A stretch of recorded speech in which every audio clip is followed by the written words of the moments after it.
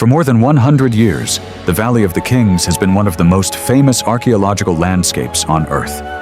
This dry, silent valley on the west bank of the Nile has given the world some of the most extraordinary discoveries in history. Royal tombs, painted chambers, golden treasures, and the mummified remains of pharaohs who once ruled the greatest civilization of the ancient world. But after the discovery of Tutankhamun's tomb in 1922, many people believed that the age of great royal discoveries in Egypt was almost over. The tomb of the boy king had shocked the world. It was filled with gold, chariots, statues, jewelry, weapons, furniture, and one of the most iconic death masks ever made. For the public, it became the ultimate symbol of ancient Egypt. For archaeologists, it seemed like the final great royal mystery of the Valley of the Kings. But Egypt does not give up its secrets easily.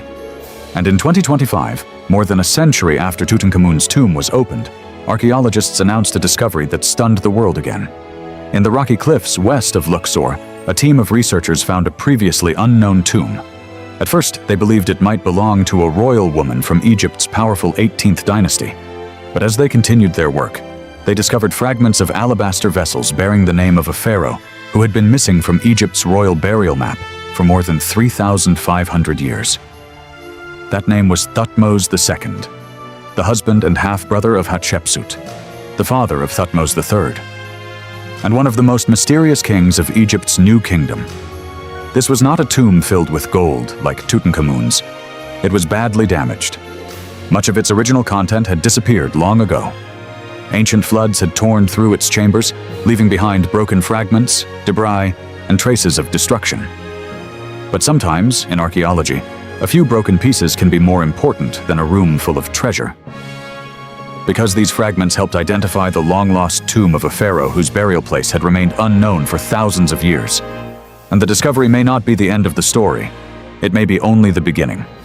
To understand why this find matters so much, we need to go back more than 3,500 years to one of the most important periods in ancient Egyptian history, the 18th Dynasty. This was the age when Egypt transformed from a powerful kingdom into an empire. The 18th Dynasty produced some of the most famous names in Egyptian history. Ahmose I, the king who expelled the Hyksos and reunited Egypt. Hatshepsut, one of the most successful female rulers of the ancient world. Thutmose III, often called the Napoleon of Egypt. Akhenaten, the heretic pharaoh who tried to change Egyptian religion. And Tutankhamun, whose tomb would one day become the most famous archaeological discovery ever made. But between these towering figures stood a quieter, more elusive king, Thutmose II. Compared with his father, his wife, and his son, Thutmose II has always seemed like a shadowy figure. He did not rule for very long. His military campaigns were limited compared with those of Thutmose III. His monuments were not as numerous or as famous as those of Hatshepsut. And for a long time, his tomb was missing. This made him one of the key missing pieces in the story of early New Kingdom Egypt. Thutmose II was the son of Thutmose I, a powerful pharaoh who expanded Egyptian influence into Nubia and Syria. But Thutmose II was not necessarily the strongest or most obvious heir. His royal legitimacy was strengthened through his marriage to Hatshepsut, his half-sister, who carried a strong royal bloodline. This marriage was not unusual in ancient Egypt. Royal families often married within their own bloodline to protect dynastic power and divine legitimacy. To the Egyptians, the pharaoh was not simply a political ruler. He was a sacred figure, a living link between the gods and the human world. Thutmose II and Hatshepsut had a daughter named Neferur. But Thutmose II also had a son by another wife, a boy who would later become Thutmose III. When Thutmose II died, his son was still young. Hatshepsut first acted as regent, ruling on behalf of the child king.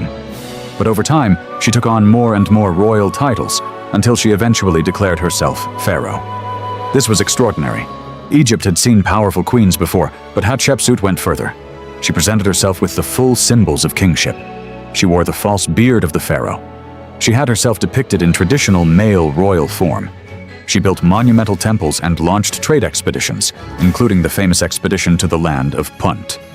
Her rise to power is one of the most fascinating stories in Egyptian history.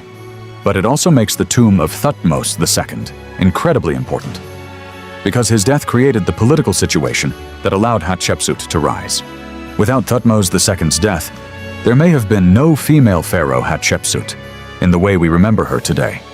And without Hatshepsut's rule, the history of the 18th dynasty would have looked very different. For decades, archaeologists knew where the mummy of Thutmose II had been found. It was discovered in the 19th century in the royal cache at Deir el-Bahari, a hidden burial place where priests had moved several royal mummies to protect them from tomb robbers. This cache contained the remains of some of Egypt's greatest kings and queens. It was one of the most important discoveries in the history of Egyptology. But there was a problem.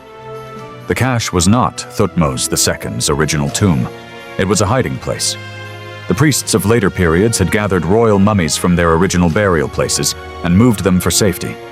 Tomb robbery had become a serious threat, and the bodies of the kings had to be protected, so even though the mummy of Thutmose II was known, his original tomb remained a mystery. Where had he first been buried? Why had his tomb never been found? Was it destroyed? Was it hidden somewhere outside the main Valley of the Kings? Or had archaeologists been looking in the wrong place all along? These questions remained unanswered for generations. Then came the discovery of Tomb C4. The tomb was found in the cliffs west of Luxor, in an area connected to the royal landscape of ancient Thebes. It was not a grand, obvious monument. Like many royal tombs, it was cut into the rock, hidden in the desert terrain, protected by the natural cliffs. At first, the archaeologists thought the tomb might belong to a royal woman. This made sense because of its location and because several nearby tombs were associated with women of the royal family. But as excavation continued, the evidence began to point in a different direction. Inside the damaged tomb, researchers found fragments of alabaster vessels. These were not random objects. In ancient Egypt, stone vessels were important parts of elite and royal burials. They could contain oils, perfumes, offerings, or symbolic materials connected with the journey to the afterlife. Some of these fragments carried inscriptions, and those inscriptions included the name of Thutmose II. They also included references to Hatshepsut. This was the crucial clue. The presence of Thutmose II's name, combined with the royal context and the associated material, allowed researchers to identify the tomb as belonging to the long-lost pharaoh. After more than 3,500 years, the missing tomb of Thutmose II had finally been recognized. But the discovery immediately raised new questions. Because the tomb was not intact, it had been badly damaged by ancient floods. Water had entered the structure, destroying parts of the decoration and disturbing the burial. What remained was only a fraction of what must once have been there. This is one of the reasons the discovery is so different from the tomb of Tutankhamun. Tutankhamun's tomb became famous because so much of it survived. Even though it had been entered in antiquity, it was still packed with treasures when Howard Carter opened it in 1922. Thutmose II's tomb tells a different kind of story. It is a story of loss, damage, rescue, and mystery. The flood damage suggests that the tomb may have become unsafe or unsuitable not long after the burial. If water entered the tomb and damaged the burial equipment, ancient officials or priests may have decided to move the king's body and some of his funerary objects to another location. This would explain why his mummy was later found in the Deir el-Bahari cache, but it also opens an even more fascinating possibility. If the tomb was damaged early, perhaps the burial was moved to a second location before the later royal cache was created. Could there be another hidden chamber somewhere nearby? Could there be a second tomb? A secret storage place? Or a reburial site connected to Thutmose II? Could some of his missing funerary equipment still be waiting in the cliffs of Luxor? At this point, we do not know, but that is exactly what makes the discovery so powerful. It answers one question while opening several more. The newly identified tomb also matters because it changes how archaeologists understand the development of royal burial traditions in the early 18th dynasty. The Valley of the Kings did not appear fully formed overnight. It developed over time as Egyptian kings experimented with new forms of royal burial. Earlier pharaohs had built pyramids, but by the New Kingdom, royal burials were hidden in the cliffs and valleys of western Thebes. Instead of building huge visible monuments above ground, kings were buried in secret rock-cut tombs, while their mortuary temples stood separately on the edge of the desert. This was a major change. The tomb was hidden to protect the king's body and treasures. The temple was visible, where priests could perform rituals and maintain the king's cult. The burial of Thutmose II belongs to this important transitional period. His tomb helps scholars understand how royal tomb design evolved before the more famous tombs of later kings. The decoration fragments are also important. Reports mention pieces of plaster with blue inscriptions, yellow stars, and religious texts. This kind of decoration connects the tomb to Egyptian beliefs about the night sky, the underworld, and the journey of the sun god. For the ancient Egyptians, death was not the end. It was a transformation. The pharaoh was expected to travel through the underworld, unite with the gods, and be reborn with the rising sun. Tomb decorations were not just art. They were magical and religious tools designed to help the king survive the dangers of the afterlife. The stars on the ceiling symbolized the heavens. The texts guided the king through the world beyond death. The images and inscriptions transformed the tomb into a sacred map of eternity. Even if only fragments remain, they still preserve part of that sacred world. And then there is the connection to Hatshepsut. This is perhaps the most dramatic part of the story. Hatshepsut is one of the most famous women in ancient history.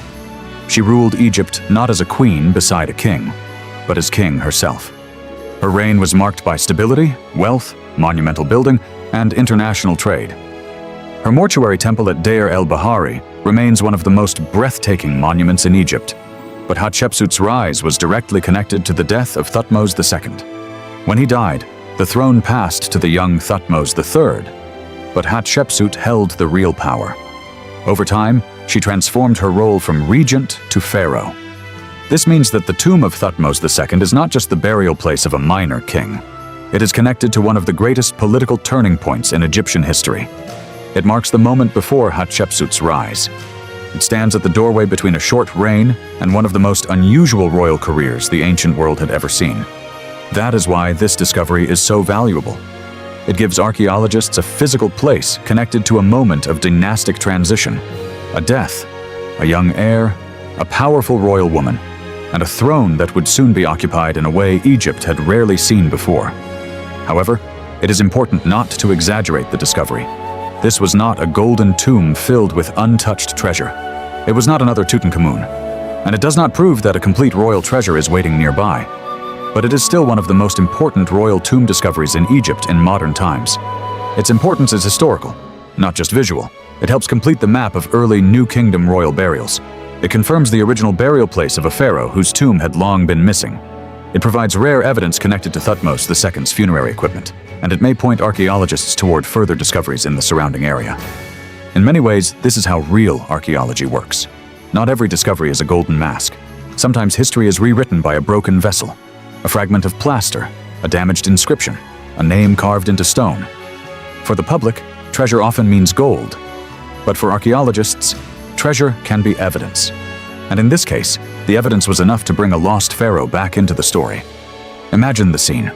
A narrow opening in the cliffs, dust, stone, and silence. A tomb damaged by water thousands of years ago, fragments scattered in the debris.